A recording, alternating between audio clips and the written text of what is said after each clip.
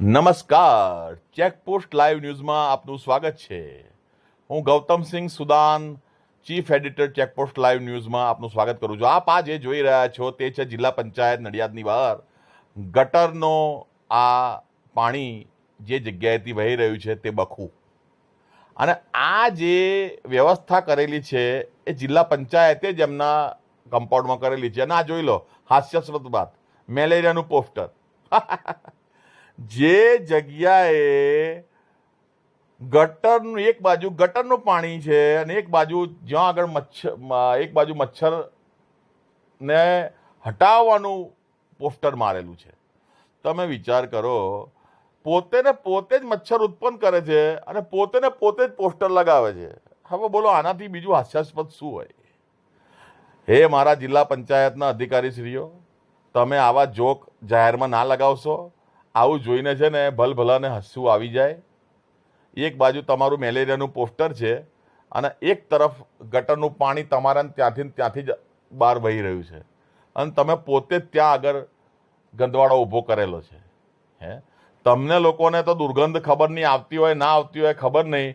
કદાચ અમુક જે હોય, અમુક બધાની વાત નથી કરતો, અમુક શું છે, અમુકને કદાચ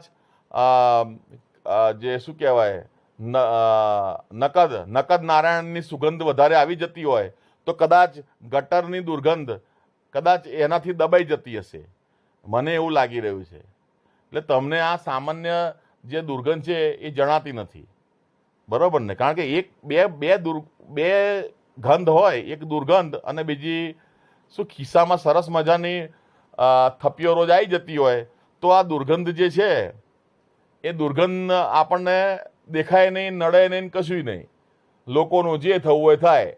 આપણે તો અહીંયા આવ્યા, ઓફિસમાંથી ઘરે ગયા, પણ ભાઈ શ્રી, કર્મની ગતિ બહુ ન્યારી છે. આ જે વસ્તુ છે ફરીને તમારી પાસે જ આવશે. પ્રભુ, આ હું નથી કહેતો, શાસ્ત્રો કહે છે. અને હું અહીં કથા કરવા નથી બેઠો, મીડિયાવાળો છું. આ પહોંચાડીશ છેક ઉપર સુધી. અને જો અહીંયા કલેક્ટર ઓફિસ કમ્પાઉન્ડની આજુબાજુ કોઈ બીમાર પડ્યું તો હું આ તમારા અધિકારીઓને જ જવાબદાર ગણીશ. કારણ કે તમારી આંખોની સામે તમે રોજ ગાડી લઈને અંદર જાઓ છો, બહાર નીકળો છો, તમને આ દેખાતું ના હોય ગટરનું પાણી, એવું બને નહીં. અને પાછું એક તમે જોક્સ મૂક્યો છે, કંઈ પોસ્ટર માર્યું છે મેલેરિયા, વિશ્વ મેલેરિયા દિવસનું, મેલેરિયાને હટાવો અને હાથ ધોવો અને સાફ કરો ને એવું બધું લખ્યું છે. અને એક તરફ તમારે અહીંયા ગટરનું પાણી બહાર આવી રહ્યું છે. ગટરનું બખું એ કઈ ગયું, એ આ રહ્યું, જુઓ, આ ગટરનું ઢાંકણું છે અહીંયા અને અંદરથી બહાર નીકળી રહ્યું છે સરસ મજાનું દુર્ગંધયુક્ત, મચ્છરો માટે અને કોકરોચ માટે સરસ મજાનું દુર્ગંધયુક્ત પાણી. બરાબર? એમને તો આ શેરડીનો રસ લાગતો હશે, કોકરોચને અને મચ્છરને. બરાબર? આપણને દુર્ગંધ આવે, એમને તો આ ટેસ્ટી લાગે. બીજું હવે મારે બધું કશું કહેવું નથી. વધુમાં અધિકારીશ્રીઓ જરા સિરિયસ થઈ અને આ બાબતે કાર્યવાહી કરો તાત્કાલિક ધોરણે. ગંધ બહુ પ્રસરી રહી છે દિવસે દિવસે.